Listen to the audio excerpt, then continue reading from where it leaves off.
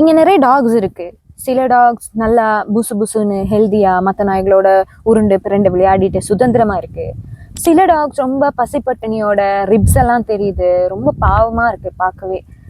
சாப்பாடு இல்லாம இருக்கு, சுதந்திரமா இருக்காங்க, பட் நேரத்துக்கு நேரம் சாப்பாடு கிடைக்கலையே அப்படின்னு நினைக்கிற நேரம் கவலையா தான் இருக்கு. சரின்னு அப்படியே திரும்புறேன், 2 பக் டாக் கழுத்துல சங்கிலி மாட்டிருக்கு. ஒரு அக்கா அந்த சங்கிலியை பிடிச்சி வாக்கிங் கூட்டிட்டு போறாங்க.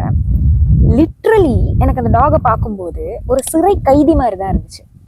அந்த டாகுக்கு நேரத்துக்கு நேரம் சாப்பாடு கிடைக்குது, லவ் அண்ட் கேர் கிடைக்குது, பட் எந்த சுதந்திரமும் இல்லையே.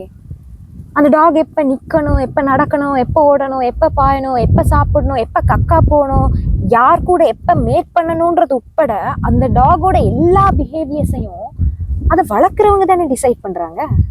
அப்போதான் எனக்கு ஒரு கேள்வியும் சேர்ந்தே வந்தது. ஏன் இவங்களால தெருவோரத்தில் சாப்பாட்டுக்கு வழி இல்லாமல் இருக்கிற நாய் பூனைகளை எடுத்து சுதந்திரமாக வளர்க்க முடியாது? கேட்டால் டாக் லவர்ஸ்னு சொல்கிறீங்க, வீட்டில் இருக்கிறது முழுக்க அல்சேஷன் பொமனேரியனால இருக்கு, ரோட்டால போகிற நாய்க்கு கல்லெடுத்து எறிகிறது. இவ்வளோ காசு கொடுத்து டாக் வாங்கி வீட்டில் வளர்க்குறோன்னு சொல்கிறதுல ஒரு பெருமை. இதுக்கு பேர் என்ன தெரியுமா? ஜாதி வரி. நல்ல ஜாதின்னு குறிப்பிடப்படுற நாய்களை வாங்கி வளர்ப்பனே தவிர்த்து ரோட்ல சாப்பாட்டுக்கும் வழி இல்லாமல் இருக்கிற நாய்களை கண்டுக்கவும் மாட்டேனா நீ டாக் லவர் கிடையாது, ப்ரீட் லவர், ஜாதி வெறியன்.